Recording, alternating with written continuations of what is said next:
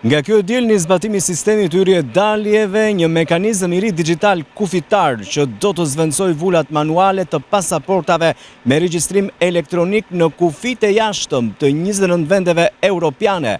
Sistemi synon të shkurtoj radhët në pikat kufitare pasi zvendëson vullën manuale në pasaport me një kontroll plotësisht digital.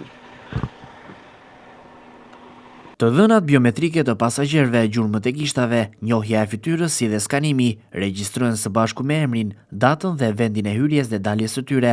Procesi është i thjeshtë. Terminali skanon pasaportën, mbledh shenjat e gishtave, si dhe bën një fotografi të fytyrës suaj. Fëmijët në 12 vjeç përjashtohen nga dhënia e shenjave të gishtave.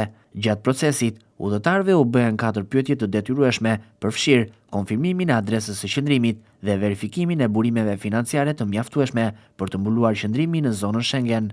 Kjo gjë mund të sjellë vonesa për shtetasit shqiptar që udhëtojnë në Bashkimin Evropian, sidomos në kufirin toksor, pasi do të duhet të dalin nga automjeti. Portet, aeroportet dhe terminalet hekurëdhor janë detyruar të instalojnë pajisje të reja për të kryer këto verifikime, të cilat do të mundësojnë autoriteteve të kontrollojnë automatikisht të dhënat për statusin e emigracionit, si dhe të identifikojnë personat që qëndrojnë më shumë se lejohet në territorin e Bashkimit Evropian.